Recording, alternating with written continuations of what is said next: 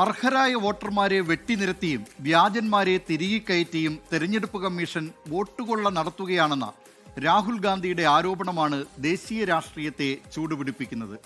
ഇക്കാര്യത്തിൽ പൊതുജനം കഴുതയല്ല സാറിന് എന്തു കാര്യമെന്ന് ചോദിക്കാൻ വരട്ടെ. ജനകീയ വിഷയങ്ങൾ കേരളത്തിലായാലും കേരളത്തിന് പുറത്തായാലും പൊതുജനം കഴുതയല്ല സാർ ഇടപെടും. രാഹുൽ ഗാന്ധിയുടെ വാദങ്ങൾ ശരിയാണോ എന്ന് അന്വേഷിക്കാൻ പൊതുജനം കഴുതയല്ല സാർ യാത്ര നടത്തുകയാണ്. അങ്ങ് ബീഹാറിലെ ജാമുയി ജില്ലയിലെ ധരംപൂരിലേക്ക് ശ്രീനാഥ് ചന്ദ്രനും ഹരിയാനയിലെ ഗ്രാമങ്ങളിലേക്ക് അജീഷ് ജയകുമാറുമാണ് പോകുന്നത്. അപ്പോൾ മുൻവിധിയില്ലാത്ത ഒരു യാത്രയാകാം. പ്രീതി, സ്വീറ്റി, സരസ്വതി ഒരേ ഫോട്ടോയിൽ പല പേരിൽ വോട്ടർമാർ.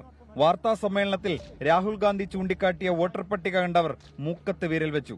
ഹരിയാനയിൽ പ്രവചനങ്ങളെല്ലാം കാറ്റിൽ പറത്തി BJP അപ്രതീക്ഷിത ജയം നേടിയത് ഈ വിധം തിരിമറികൾ നടത്തിയാണെന്നാണ് രാഹുൽ ഗാന്ധി ആരോപിക്കുന്നത്. വോട്ടുകൊള്ള നടന്നു എന്ന് പറഞ്ഞ് രാഹുൽ ഗാന്ധി പുറത്തുവിട്ട വോട്ടർ പട്ടികയിലെ മറ്റൊരു സ്ത്രീയെ കൂടി നമ്മൾ കണ്ടെത്തിയിട്ടുണ്ട്. ഹരിയാനയിലെ മച്ചറോള എന്ന് പറയുന്ന സ്ഥലത്തുള്ള പിങ്കി എന്ന് പറയുന്ന സ്ത്രീയുടെ വീട്ടിലാണ് നമ്മളിപ്പോൾ ഉള്ളത്.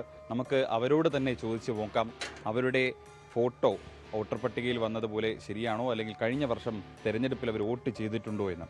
ഈ വീടിന്റെ മുകളിലത്തെ നിലയിലാണ് പിങ്കി താമസിക്കുന്നത്.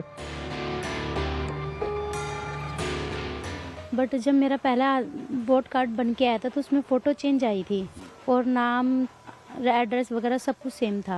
ये फ़ोटो नहीं थी, कोई और महिला थी, ये फ़ोटो नहीं थी उसमें. और यहीं हमारे स्कूल में ही वोट डाले थे. यहाँ गांव में जो स्कूल है उसमें वोट डाले थे. मैं, मेरे हस्बैंड और मेरी सास, हम सारे परिवार इकट्ठा होकर गए थे वोट डालने. ഇതേ ഫോട്ടോയിലുള്ള രണ്ടുപേരെ കൂടി കണ്ടു. അതിൽ ഒരാൾ വോട്ട് ചെയ്തെന്നും മറ്റൊരാൾ വോട്ട് ചെയ്തില്ലെന്നുമാണ് പറയുന്നത്.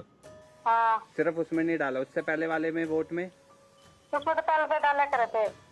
अभी वोट डाला हुआ है कह रहे हैं, और अब सिर्फ फोटो चेंज है उसमें.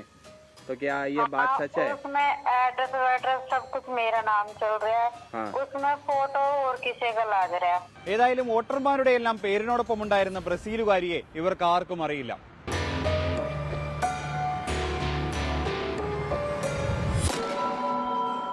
തീവ്ര വോട്ടർ പട്ടിക പരിഷ്കരണത്തിന്റെ പേരിൽ വ്യാപകമായ വെട്ടിനിരത്തൽ നടന്നതായി നേരത്തെ തന്നെ പ്രതിഷേധമുയർന്ന സംസ്ഥാനമാണ് ബീഹാർ. ജമുയി ജില്ലയിലെ ധരംപൂർ എന്ന ഗ്രാമത്തിൽ നിന്നുള്ളവരാണ് രാഹുലിനൊപ്പം മാധ്യമങ്ങൾക്ക് മുന്നിൽ എത്തിയത്.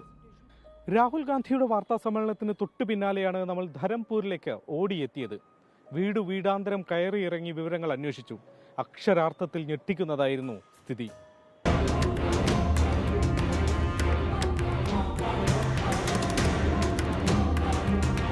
वोट है जी. काटा नहीं तो मेरा अम्मी का काटा.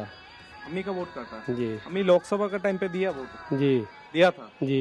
ये फॉर्म सब भर के दिया था जी. इसके लिए जी. फिर भी काटा? फिर भी काटा. 3 बार मैं जमा किया स्कूल में जाके. टोटल लगभग 187 लोगों का नाम कटा है. 187. फैमिली में कितने जन है? 4 का भी काटा? 4 का कट गया. 2 जन का काटा. हाँ. घर पे. हाँ. वो लोग लोकसभा के टाइम पे वोट दिया था? ഗ്രാമം നിറയെ വോട്ടർ പട്ടികയിൽ നിന്ന് പുറത്തായവരെ കാണാം.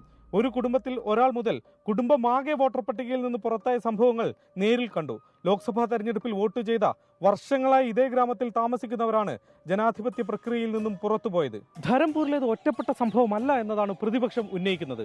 അതുകൊണ്ട് പൊതുജനമധ്യത്തിൽ ഉയർന്ന ചോദ്യങ്ങൾക്ക് സംശയാതീതമായ ഉത്തരം നൽകാൻ തെരഞ്ഞെടുപ്പ് കമ്മീഷന് കഴിയണം. അജീഷ് ജയകുമാറിനൊപ്പം പട്നയിൽ നിന്നും ശ്രീനാഥ് ചന്ദ്രൻ, 24.